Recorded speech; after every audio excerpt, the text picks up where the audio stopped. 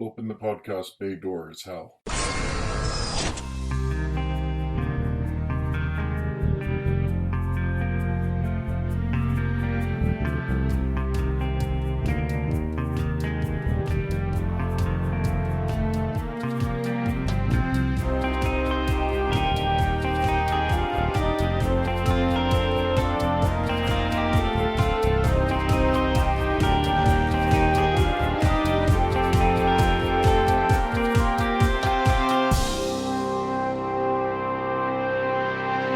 Hello everyone, and welcome to episode 24 of Welcome to Geektown.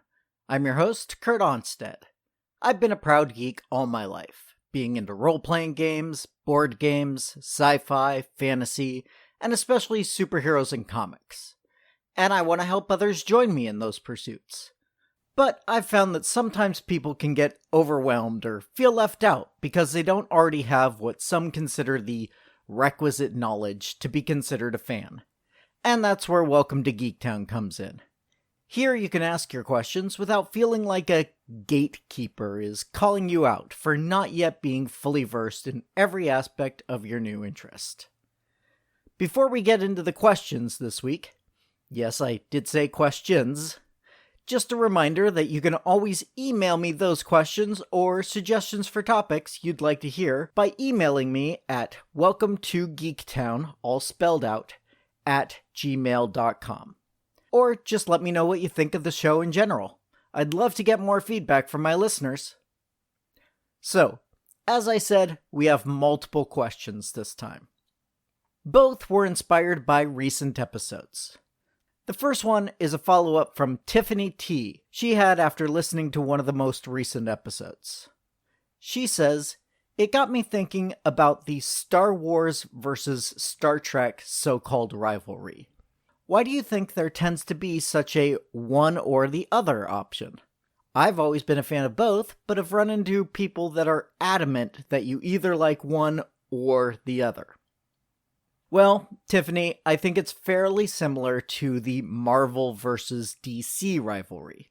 I even make that comparison near the end of episode 6. Although there are bigger differences between the two sci-fi franchises than the two comic book companies. They're the two biggest sci-fi franchises in the world, even if I would argue that Star Wars is really space fantasy. And so you're always going to have some people who want to make it a competition between the two. Personally, I'm a fan of both as well.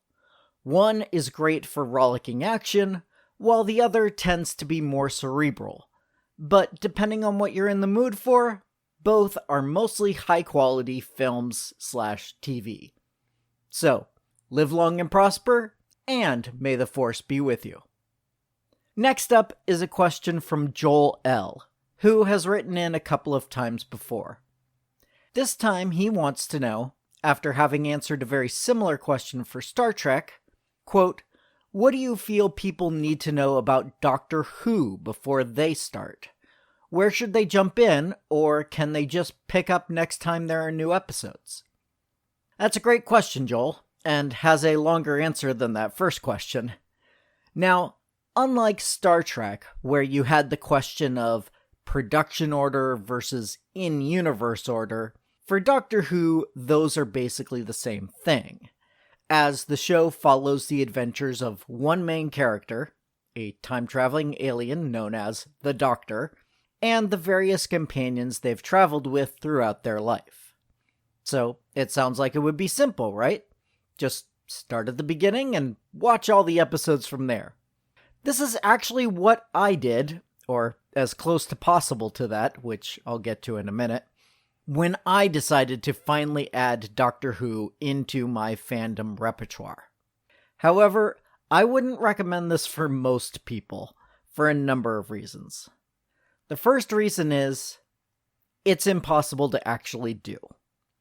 Doctor Who's very first episode was released in November of 1963, making the show even older than Star Trek.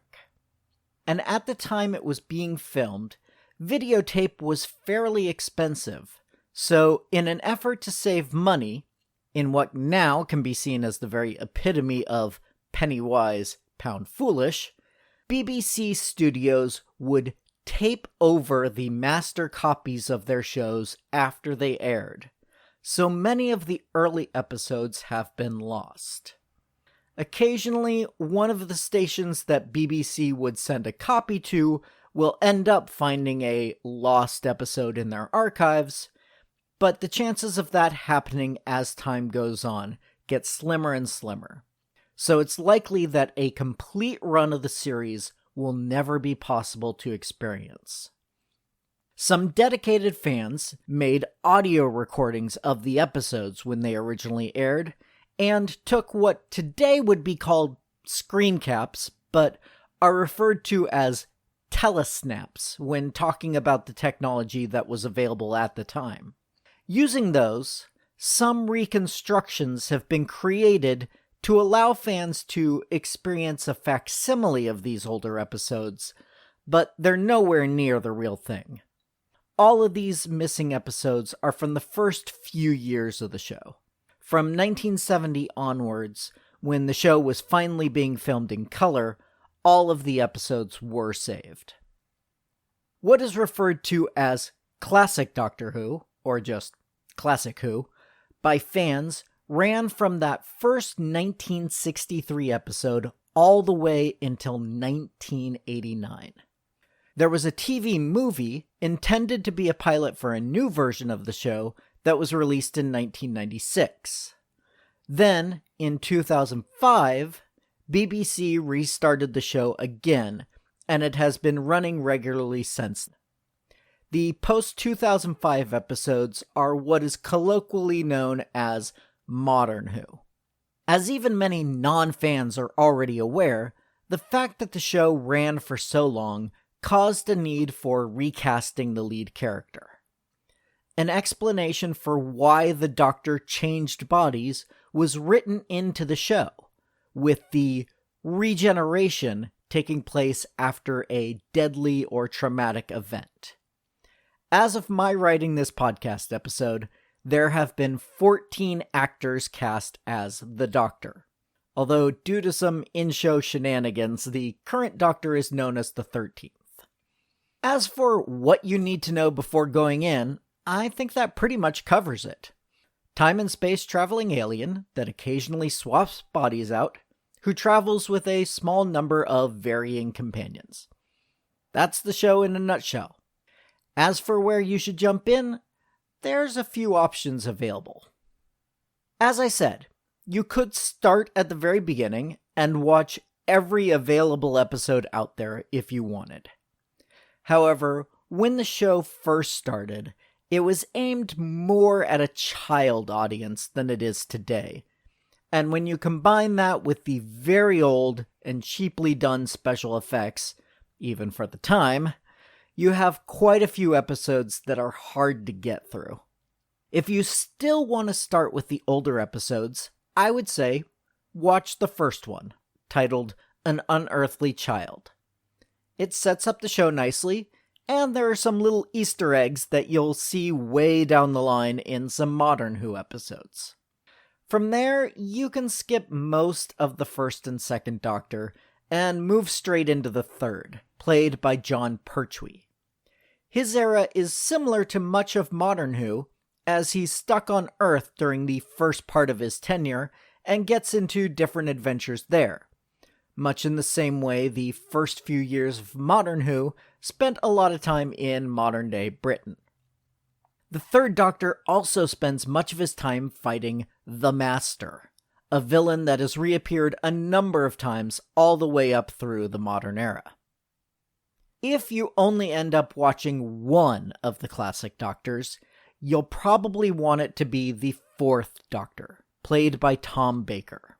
His trademark long scarf and fedora, combined with the fact that his run playing the Doctor is to date the longest of any, made him the most recognizable of all the classic Doctors. If you see Doctor Who parodied or homaged in any media, especially before 2005, it's likely that Tom Baker's Doctor is what you'll see. And during his run, there are some great stories, including episodes written by Douglas Adams, the author behind The Hitchhiker's Guide to the Galaxy. Of all the Doctors, especially from the classic era, Tom Baker's is the one that you are most likely to believe is actually an alien. So I've called out the third and fourth Doctors, as their episodes contain some of the most popular of the classic era, but there are good and bad episodes throughout the 26-year original run. During the classic run of Doctor Who, stories were usually split into 4 to 6 episodes, and those stories are fairly self-contained. So, if you decide that you want to get a sample of each Doctor before doing a deeper dive, there are some best-of lists out there that can help you narrow down those choices. Some fans of the show are only fans of the modern era, and that's perfectly fine. So, another starting option is to begin with Series 1 of the 2005 show. In Britain, they usually refer to their seasons as series. That first episode is titled Rose, and perfectly introduces the show to a new, modern audience, while still giving the occasional callback to classic villains and other stories. When the show begins, we're introduced to the Ninth Doctor, and his soon-to-be companion, the eponymous Rose. We lose the Ninth Doctor at the end of that series, and continue on with the 10th in Series 2. Series 2, in my opinion, has some of the weakest episodes of the modern era, but also has a couple that are among the best, so be prepared for a little bit of a roller coaster ride there, quality-wise. I've heard many people recommend watching the Series 3 episode titled Blink as their first episode, to introduce them to the show. Personally, I disagree. It's a well-crafted episode, and it's got some of the scariest villains the show has ever introduced, but that particular episode is what is called a Doctor Light episode. In order to film more episodes at once, usually 1 or 2 episodes a season will have the Doctor show up briefly or even not at all. There are also companion light episodes that are the same, but for the Doctor's current companion. This is a great way to stretch the show's budget and give the audience more episodes, and sometimes it ends up being a great episode like Blink, but I don't think the best introduction to the show is one that is mostly missing its main character. In one form or another, this show has been around for over 55 years now. So if you like science fiction at all, it's likely that you'll be able to find some era of the show that you enjoy. If I had to recommend one of the various options I provided, I would say find those best of lists out there and give yourself a little taste of each of the classic Doctors. If one of them grabs you, then go ahead and binge them.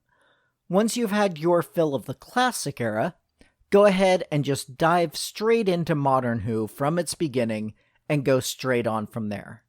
In its current incarnation, the show is much more serialized, so it's not as easy to skip and jump around as it was in the old days. But that serialization gives you a richer experience in the long run, in my opinion. However you end up getting into it, I hope you enjoy your journey in becoming a Whovian with the rest of us. Now, if you're already a fan, let me know who your favorite Doctor is and why. Or, if you have any questions along your quest to dive deeper into the Doctor's lore, please send me your questions by email. You can reach me at welcometogeektown, all spelled out, @gmail.com. You can also leave a comment directly on the show notes at www.welcome2, the number 2 in this case, geektown.com. Other contact options include facebook.com/welcometogeektown or Twitter @geektownpodcast. In the meantime, don't forget to subscribe and give me a 5-star review over on iTunes to join the Geektown City Council and help other people find the show, so we can all tell them, welcome to Geektown, population, us. Welcome to Geektown is written, narrated, edited, and produced by me, Kurt Onstead.